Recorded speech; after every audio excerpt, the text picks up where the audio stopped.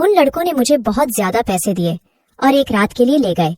जब पांचों लड़कों ने मेरे जिस्म से अपनी हवस पूरी कर ली तो अचानक उनका छठा दोस्त भी आ गया, मगर वो जैसे ही कमरे में अंदर आया तो उसकी चीखें निकल गईं, क्योंकि हालात इंसान को वह सब करने पर मजबूर कर देते हैं जिसके बारे में उसने कभी सोचा भी नहीं होता, या यूं कहें कि कभी कभी जरूरत से ज्यादा ख्वाहिशें इंसान को खत्म कर देती है। और मैं भी न कभी पूरी होने वाली ख्वाहिशों के सफर पर निकल पड़ी ही थी। मैं रात 12 बजे से उस छोटे से कमरे में बिस्तर पर पड़ी हुई थी और एक के बाद एक दूसरे लड़कों ने मुझे नोच डाला था।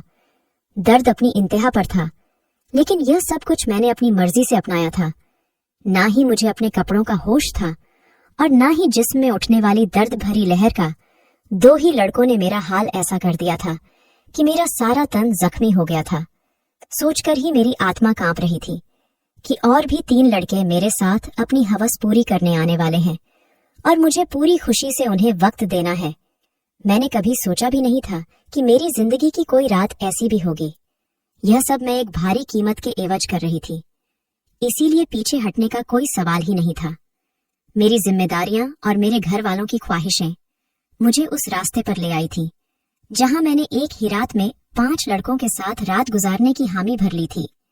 आम हालात में तो किसी लड़की के लिए ऐसा सोचना भी मुमकिन नहीं, लेकिन मैं जिस जगह खड़ेढ़ी थी वहां मुझे यह फैसला करने में ज्यादा वक्त नहीं लगा था। वह सब सेहतमंद और तंदुरुस्त नौजवान थे जिनकी ताकत के आगे मैं कुछ भी नहीं थी। बिस्तर तक आने वाले दोनों नौजवानों ने लम्हों में मुझ पर काबू पाकर मुझे पूरी तरह अपनी हवस का निशाना बना लिया था। यह पहली दफा था जब मुझे किसी मर्द ने छुआ था। दूसरे लड़के के निकलते ही तीसरा लड़का भी कमरे के अंदर चला आया। मैंने एक गहरी सांस बाहर निकाली। मैं थोड़ा वक्त चाहती थी, लेकिन वह कहने लगा कि इतना वक्त नहीं है मेरे पास। बाहर उसके और भी दोस्त इंतजार में बैठे हैं। उसकी बात सुनकर मेरी आंखों से आंसू बह निकले। वह फौरन ही मेरे पास चला आया और मेरे आंसुओं को नजरअंदाज करता अपनी सिद्धतें मुझ पर बिखेरने लगा। मेरे तन में बर्दाश्त की शक्ति खत्म हो रही थी। मैं बार बार उसे खुद से दूर करने की कोशिश करती, लेकिन वह उतना ही मुझ पर हावी होने लगा। ऐसा लग रहा था जैसे उसे इस खेल में मजा आ रहा हो। मेरे धक्का देने पर वह पहले से भी ज्यादा जोश में मेरे करीब आता, इसलिए अब मैं उसे रोकने की गलती नहीं कर रही थी और खामोशी से खुद पर गुजरने वाली इस कयामत को बर्दाश्त कर रही थी। 1.5 घंटे तक वह अपनी प्यास बुझाता रहा और जाते जाते उसने अपने दांतों के निशान मेरी गर्दन पर छोड़ दिए और कहने लगा कि अगर इसे दोबारा मौका मिला तो वह मेरे साथ दोबारा वक्त जरूर गुजारने आएगा। उसके जाने के बाद मैंने एक निगाह अपने तन पर डाली तो मैं कांप गई। जिस्म का कोई हिस्सा ऐसा नहीं था जहां जख्म मौजूद ना हो। तीसरे नौजवान ने तो हद से ज्यादा मुझ पर जख्म कर मुझे जख्मी कर दिया था। जगह जगह उसके दांतों के निशान पड़ चुके हैं। और फिर बचे उन 2 लड़कों ने भी 1-1 घंटा मुझे इसी तरह अपनी हवस का निशाना बनाए रखा। उन लोगों को मुझ पर जरा भी रहम नहीं आया था, और आता भी क्यों। उन्होंने एक बड़ी रकम के बदले मेरी एक रात खरीदी थी। वह तो अपना अपना हिस्सा वसूल कर रहे थे और यह एक रात मेरी जिंदगी की काली घनी रात बन गई थी। मेरा हाल ऐसा था कि मुझे कुछ होश ही नहीं रहा था। मैं खुद से करवट बदलने के काबिल भी नहीं रही थी। आहिस्ता आहिस्ता तकलीफ से मेरी आंखें बंद होने लगी थी और तभी ही उन लड़कों ने मुझे बताया कि उनका एक छठा दोस्त भी आ गया है। मुझ में इतनी हिम्मत भी बाकी नहीं बची थी कि मैं उन्हें इनकार कर पाती या इस बात का विरोध कर सकती। जैसे ही छठा लड़का कमरे में दाखिल हुआ और मेरे बिस्तर के करीब आया तो मुझे देखकर उसकी चीखें निकल गई। उसकी चीखें क्यों निकली, वजह जानकर आपके भी रोंगटे खड़े हो जाएंगे। मेरा नाम मधु है और मेरी उम्र सिर्फ 22 साल थी। मैंने ग्रेजुएशन कर रखी थी, लेकिन आज के दौर में ग्रेजुएशन कुछ भी नहीं होती। लोग बीएड करके भी डिग्रियां हाथों में लिए सड़कों की धूल समेट रहे होते हैं। इस बात का सही तरीके से अंदाज मुझे उस वक्त हुआ जब मैं नौकरी की तलाश के लिए निकली। हर कंपनी के आगे नौजवानों की एक बड़ी सी लाइन लगी होती है जो अपनी बारी के इंतजार में थे। ऐसे में मुझ जैसी लड़की को नौकरी कहाँ मिल सकती थी, जिसके पास ना ही तजुर्बा था और ना ही कोई बड़ी डिग्री। मगर नौकरी ढूंढना मेरी सबसे बड़ी जरूरत बन चुकी था, क्योंकि बाबा के स्वर्गवास ने हमारी कमर तोड़ दी थी। बाबा घर में एक अकेले ही कमाने वाले थे और हम 3 बहनें बिन ब्याही घर में मौजूद थीं। मेरी बड़ी बहन पढ़ी लिखी नहीं थी, इसीलिए कमाने की जिम्मेदारी उसकी बजाय मेरे कंधों पर आ गई थी। मैं घर से बाहर निकली तो मेरे होश ठिकाने आ गए। मैं तो बाहर की दुनिया को बहुत आसान समझ रही थी, लेकिन अब मुझे समझ आया था कि बाबा कितने जतन करके हमारे लिए रोटी कमाते थे।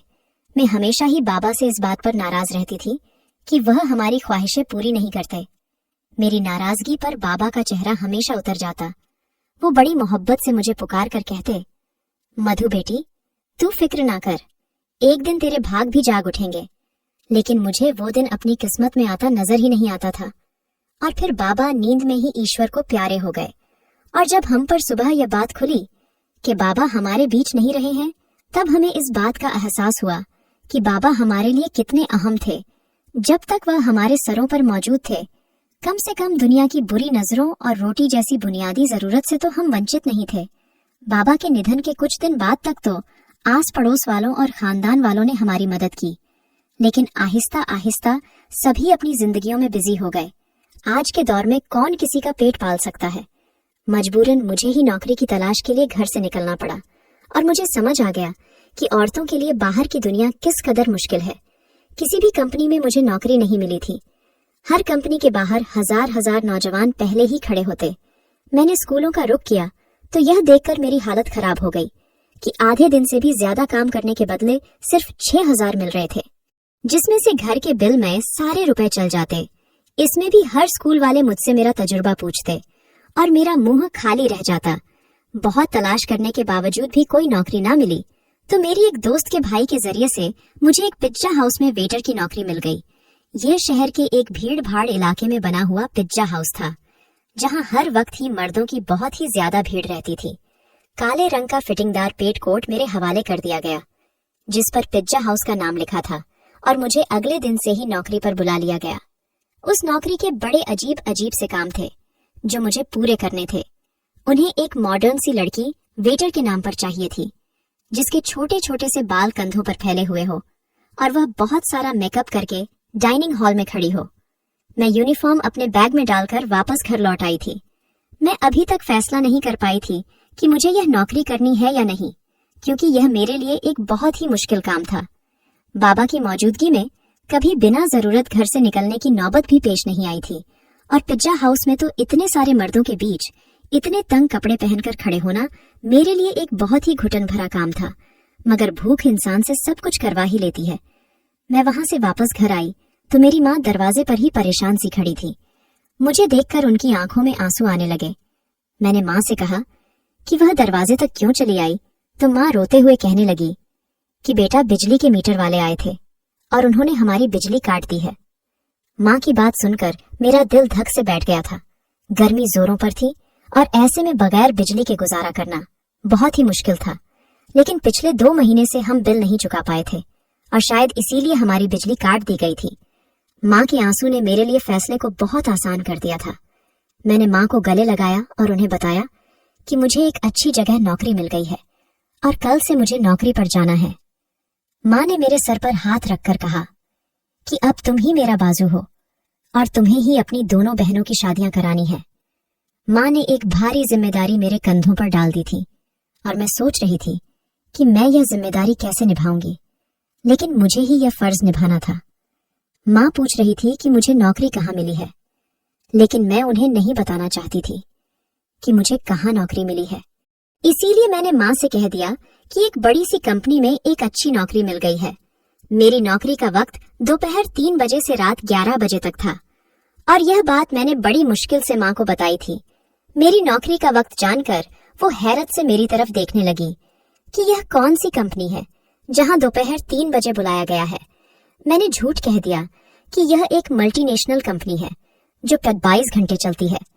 इस वक्त हमें पैसों की इतनी जरूरत थी कि माँ ने और ज्यादा सवाल करने की बजाय मुझे तरक्की की ढेर सारी दुआएं दी और अगली दोपहर 2 बजते ही पिज्जा हाउस के लिए रवाना हो गई। मुझे क्या खबर थी कि यहाँ से मेरी किस्मत मुझे कहाँ ले जाने वाली है। मैंने अपना यूनिफॉर्म पिज्जा हाउस में आकर बदली थी। मैनेजर ने मुझे पिज्जा हाउस के दरवाजे के करीब ही खड़ा कर दिया और कहने लगा, आज तुम्हारा पहला दिन है, इसीलिए तुम हर आते जाते को इज्जत से वेलकम करोगी। और गुस्सा होकर कहा कि यह कैसा मुंह उठाकर आ गई हो, जाओ पहले मेकअप करो। मैनेजर की बात सुनकर मैं शर्मिंदा हो गई, क्योंकि मेरे पास मेकअप नहीं था। वहां मौजूद एक दूसरी लड़की ने अपने मेकअप से मुझे गहरी सुर्खी लगाई। वह बड़ी तेजी से मेरे चेहरे पर अपना हाथ चला रही थी, और उसके बाद जब मैंने आईने में खुद को देखा तो हैरान रह गई। मुझे मालूम था कि मैं खूबसूरत हूँ और मेरा रंग भी बहुत साफ है, लेकिन थोड़े से मेकअप के बाद मैं पूरी तरह निखर गई थी। मैं खुद को आईने में देख रही थी जब वह लड़की कहने लगी कि यह लोग खूबसूरती देखकर ही तो यहाँ रखते हैं, वरना काम करने को तो बहुत से लोग मिल जाते हैं। मैं जान गई थी कि यह नौकरी मुझे मेरी काबिलियत की वजह से नहीं, बल्कि खूबसूरती की वजह से मिली है। नौकरी का यह पहला दिन मेरे लिए बहुत ही भारी था। मैं 3 बजे से दरवाजे पर खड़ी आने जाने वाले मर्द और औरतों को वेलकम कर रही थी। यहाँ औरतों की तादाद कम ही आती थी, ज्यादातर मर्द ही आ रहे थे। रात गए तक मेरे पैरों में बहुत ज्यादा दर्द हो चुका था, और अभी मुझे वापस बसों के धक्के खाते हुए घर भी पहुंचना था। 12 बजे के करीब मैं घर पहुंची थी। माँ मेरे इंतजार में जाग रही थी। मैंने माँ के साथ बैठकर खाना खाया और फौरन ही बिस्तर पर लेट गई। मुझे बाबा की बहुत याद आ रही थी। बाबा मेरे सबसे ज्यादा नखरे उठाया करते थे, फिर भी मैं हमेशा उनसे किसी न किसी बात पर रूठ जाती थी। पैरों की तकलीफ से तड़पते तड़पते कब मुझे नींद लग गई पता ही नहीं चला। अगले दिन मैं फिर 2 बजे के करीब घर से निकल गई थी। आज मुझे दरवाजे के पास खड़ा नहीं किया गया था, बल्कि आर्डर लेने का काम दिया गया था। यह काम मुझे थोड़ा सा आसान लगा था, लेकिन कुछ ही देर में अंदाजा हो गया कि यह काम बिल्कुल भी आसान नहीं था। मैं जिसके पास भी आर्डर लेने के लिए जाती, उनमें से अक्सर मर्द मुझे सर से पांव तक देखते और मुस्कुराते। बदले में मुझे भी मुस्कुराहट जाहिर करनी पड़ती, क्योंकि यह मेरी नौकरी का नियम था। जानबूझकर ऑर्डर देने में काफी वक्त लगाते, और कभी कभी तो आर्डर देते वक्त इस कदर करीब आ जाते कि मेरा सांस रुकने लगता। यह पिज्जा हाउस मुझ जैसी वेटर की वजह से ही चल रहा था। इस बात का अब मुझे अच्छी तरह अंदाजा हो गया था कि यहाँ आने वाले ज्यादातर मर्द लड़कियों की वजह से ही आते थे। दिन तेजी से गुजर रहे थे और मुझे यहाँ नौकरी करते करते महीना हो गया था। उस एक हफ्ते में काफी कुछ ऐसा हुआ जो मेरे लिए बहुत ही अजीब था। मर्दों की अजीब अजीब निगाहें, आर्डर देने के बहाने करीब आना और डबल मीनिंग शब्दों का तबादला। लेकिन उस नौकरी की सबसे अच्छी बात यह थी कि तनख्वाह से हटकर उस 1 महीने में टिप के काफी पैसे जमा हो गए थे। मैंने उन पैसों से बिजली का बिल पे किया था। आहिस्ता आहिस्ता मैं पिज्जा हाउस के माहौल की आदी होती जा रही थी। 5 लड़के रोज ही शाम के वक्त पिज्जा हाउस आते और सबसे कोने वाली टेबल पर बैठ जाते। वह टेबल मेरे ही हिस्से में थी और रोजाना मैं ही उनके पास आर्डर लेने के लिए जाती थी। वह पांचों ही 24-25 साल के नौजवान थे, जो मुझे गहरी निगाहों से देखा करते थे। आज भी मैं उनके पास आर्डर लेने के लिए गई तो उनमें से एक पूछने लगा, तुम यहाँ बहुत मजबूरी में नौकरी करती हो ना? मैंने हाँ कह दिया। उसने फौरन ही अपना कार्ड निकालकर मेरे आगे रखा और कहने लगा, तुम बहुत ही शरीफ लड़की लगती हो। अगर कभी किसी मदद की जरूरत पड़े तो याद कर लेना। बिना सोचे समझे ही मैंने वह कार्ड उठाकर अपने कोट की जेब में रख लिया तो वह मुस्कुरा उठा। उसके बाद यह सिलसिला चल पड़ा। रोज ही मैं उनका आर्डर लेने जाती और उनमें से कोई ना कोई मुझसे कोई सवाल पूछ लेता। रोजाना होने वाली इस मुलाकात की वजह से हम थोड़े फ्रेंडली से हो गए थे। दूसरा महीना भी पलक झपकते ही गुजर गया था और फिर माँ ने एक दिन मुझे बताया कि तुम्हारी बड़ी बहन के लिए बहुत अच्छा रिश्ता आया है और वह लोग जल्दी शादी करना चाहते हैं। माँ की बात सुनकर मैं परेशान हो गई, क्योंकि अभी तो मैंने घर का खर्चा ही अपने कांधे पर उठाया था। शादी की जिम्मेदारी का मैं सोच भी नहीं सकती थी। माँ कहने लगी, तू अपनी कंपनी से लोन ले लो। कितनी बड़ी कंपनी है, लाख रुपए भी लोन मिल गया तो तेरी बहन की अच्छे से शादी हो जाएगी। मेरी बड़ी बहन भी 20 साल की हो रही थी और माँ उसकी तरफ से बहुत परेशान थी। अब मैं माँ को क्या बताती कि मैं तो पिज्जा हाउस पर मामूली सी नौकरी कर रही थी, लाख रुपए मुझे कहाँ से मिलते। मैंने माँ की बात का कोई जवाब नहीं दिया, लेकिन माँ की आंखों में मुझे चमकती हुई उम्मीद साफ दिखाई दे रही थी। माँ को यकीन था कि मुझे कंपनी से लोन मिल जाएगा और मैं सोच रही थी कि मेरे झूठ ने मुझे कहाँ फंसा दिया है। अगले दिन मैं नौकरी पर भी सारा वक्त परेशान रही और यह बात मेरे साथ काम करने वाली लड़की ने नोट कर ली। वह मुझसे कहने लगी कि क्या बात है मधु, आज तुम बहुत ही ज्यादा परेशान लग रही हो।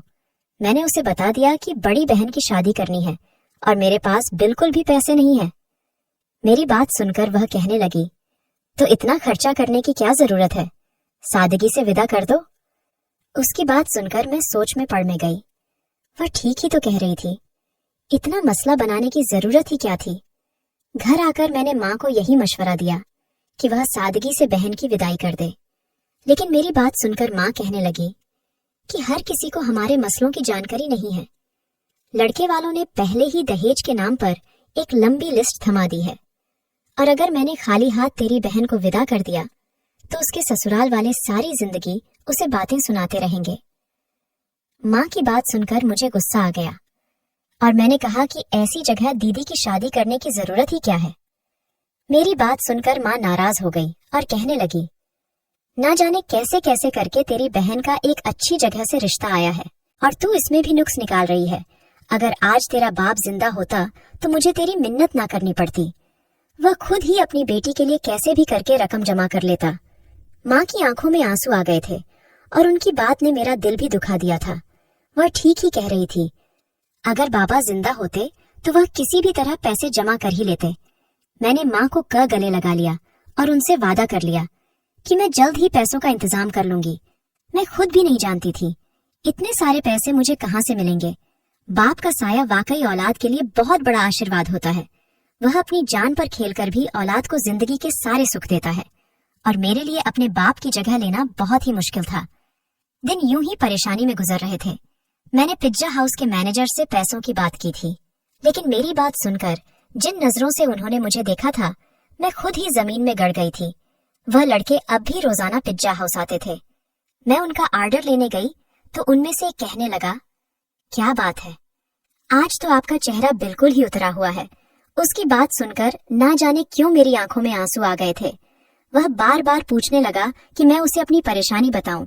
ना चाहते हुए भी मैंने उसे अपना मसला बता दिया था, क्योंकि मुझे भी किसी ऐसे इंसान की तलाश थी जिसके आगे मैं खुलकर अपना दर्द बयान कर सकूं। मेरी बात सुनकर उनके चेहरे पर मुस्कुराहट आ गई और वह कहने लगे कि इतनी छोटी सी बात के लिए आप इस कदर परेशान हैं। हमने आपको अपना कार्ड इसीलिए दिया था कि कोई भी परेशानी हो तो आप हमें याद कर ले। मैं हैरत से उनके चेहरे देखने लगी। मैं यह सोच भी नहीं सकती थी कि वह 5 अजनबी लड़के मुझे पैसे दे सकते हैं, लेकिन उन पांचों ने फौरन ही मुझे लाख रुपयों की ऑफर कर दी। मैं उनकी तरफ देख रही थी। वह कहने लगे, 20 लाख रुपये देना उनके लिए कोई बड़ी बात नहीं है, लेकिन मुझे भी उनके कुछ काम आना होगा। उनकी बात सुनकर मैं ठिठक गई। उन लड़कों को मुझसे क्या काम हो सकता था, यह बात समझने में मुझे ज्यादा देर नहीं लगी थी। मैंने फौरन ही घबरा कर कहा कि मैं एक शरीफ घराने से संबंध रखती हूँ और मैं कोई गलत काम नहीं कर सकती। वह हंसकर कहने लगे कि हमने सिर्फ पेशकश की है, कबूल करना ना या ना करना आपकी मर्जी है, लेकिन आज के दौर में 1 लाख आपको कोई भी नहीं देगा, चाहे वह आपका करीबी रिश्तेदार ही क्यों ना हो। बात तो उनकी भी बिल्कुल ठीक थी, लेकिन मैं अपनी इज्जत गिरवी रखकर लाख रुपया हासिल नहीं करना चाहती थी, इसलिए मैंने उन्हें साफ इनकार कर दिया।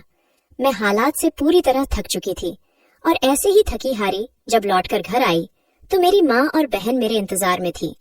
माँ ने बताया कि दीदी के ससुराल वाले 1 महीने बाद ही शादी की बात कर रहे हैं और वह दीदी के साथ साथ छोटी को भी अपने छोटे बेटे के लिए लेना चाहते हैं। इसी तरह एक खर्चे में दोनों शादियां हो जाएंगी। छोटी के रिश्ते का सुनकर जहां मुझे खुशी हुई थी, वही 1 महीने का वक्त सुनकर मेरी जान निकल गई थी।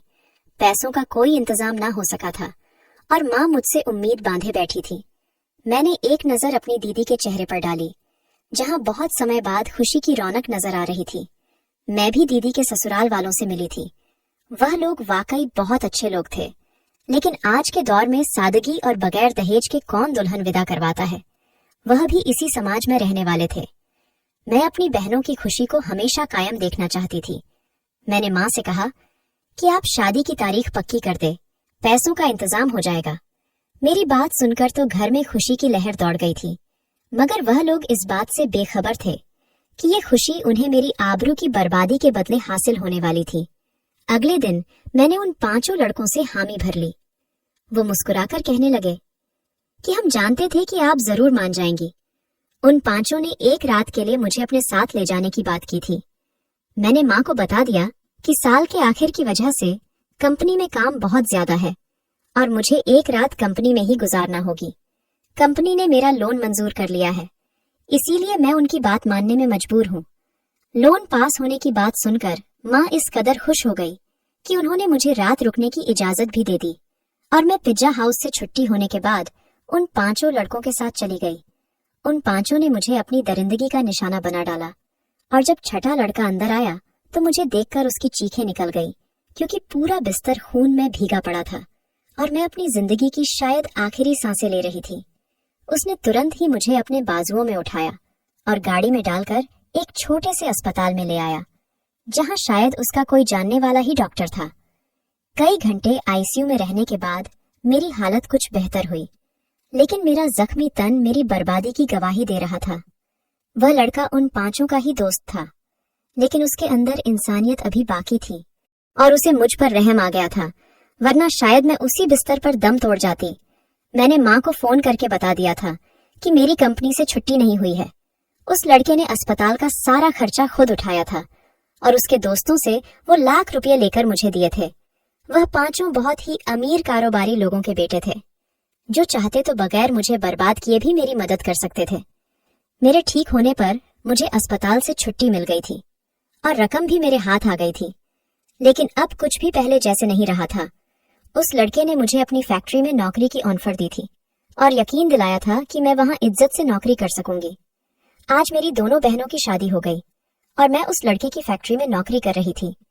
एक बात मैं अच्छी तरह जान गई थी कि आज के इस दौर में बगैर किसी मतलब के मदद करने वाले लोगों की गिनती न होने के बराबर है। हमेशा नौकरी करने वाली लड़कियों को इज्जत की नजर से देखें, क्योंकि वह बहुत ही मजबूरी की हालत में अपने घरों से निकलती है, चाहे फिर वह तंग कपड़े पहनकर किसी पिज्जा हाउस के दरवाजे पर ही क्यों न खड़ी हो। दोस्तों, वीडियो कैसा लगा कमेंट करके जरूर बताना और हाँ, लाइक, चैनल को सब्सक्राइब जरूर कर